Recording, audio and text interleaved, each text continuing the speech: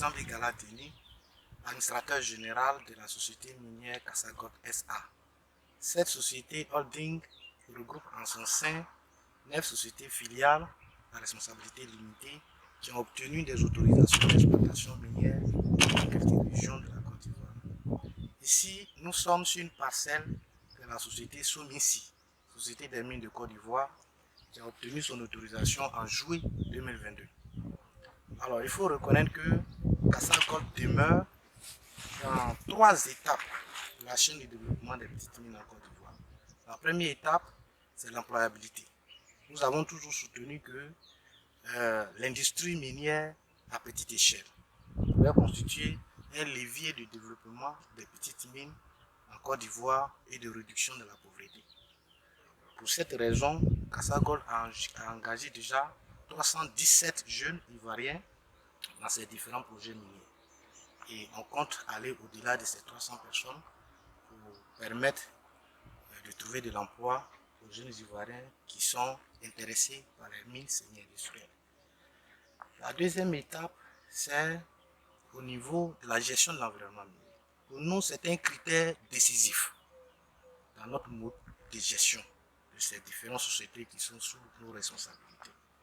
Alors, en 2022, nous avons signé une convention de partenariat avec l'université Jean-Lorion Guédé, qui est une université publique qui a pour vocation le développement durable. Avec ses professeurs issus de cette université, nous avons entamé des projets de réhabilitation des parcelles par le système de reboisement, en collaboration avec les services techniques des eaux forêts les plus proches, en particulier les services des eaux forêts de Boisflé. Nous avons mis en place un système de reboisement qui a fait ses preuves. Nous sommes à plus de 20 hectares de parcelles reboisées sur le site autorisé de Somissi.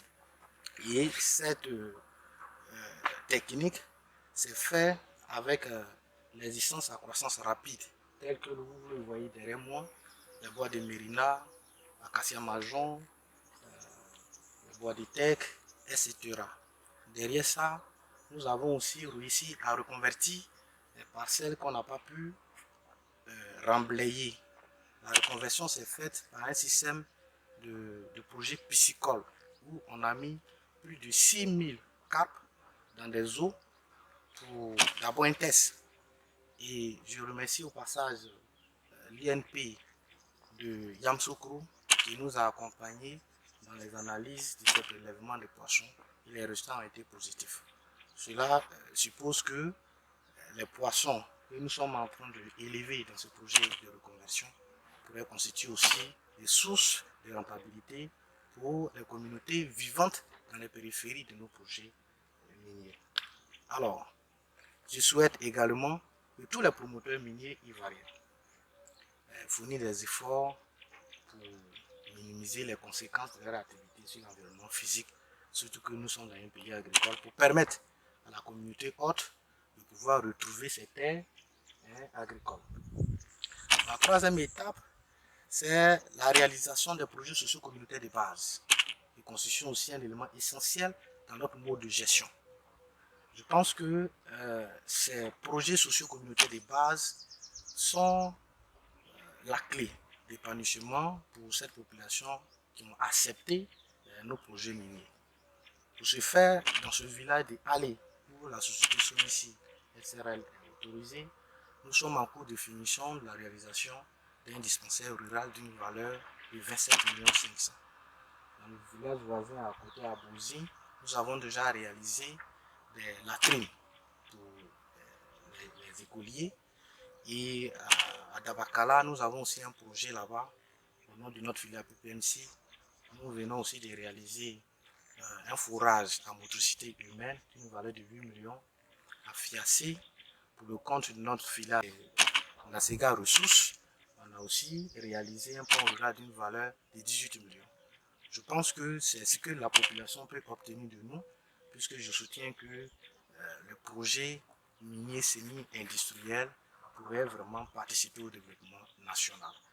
Alors, aux jeunes qui sont encore dans leur travail illicite, je sollicite je sollicite vraiment la clémence du gouvernement de les aider à avoir leurs autorisations les plus faciles. Parce que l'orpaillage illicite est dangereux. Dangereux parce que nous avons aujourd'hui nos terres qui sont dégradées. Auparavant, on nous parlait de 12 millions d'hectares de forêt. Aujourd'hui, en dehors de quelques îlots protégés, je vais parler des réserves et autres, on n'aperçoit plus ces forêts à l'état primaire. Les essences ligneuses n'existent plus et l'avancée du désert est vraiment notable. Le désert est en train de recoloniser nos terres. Donc évitons de rentrer dans l'orpaillage illicite. Je tiens à remercier le gouvernement ivoirien pour nous avoir soutenus dans l'acquisition de nos autorisations qui permet aujourd'hui aux jeunes Ivoiriens qui collaborent avec moi de travailler dans la situation formelle. Alors, je termine pour dire que nous avons beaucoup à faire pour ce pays et que l'État ne peut pas tout faire à notre place. Il faudrait qu'on s'adonne à l'entrepreneuriat et surtout au niveau de l'entrepreneuriat minier, je pense qu'il y a encore de la possibilité pour les jeunes Ivoiriens. Je vous remercie.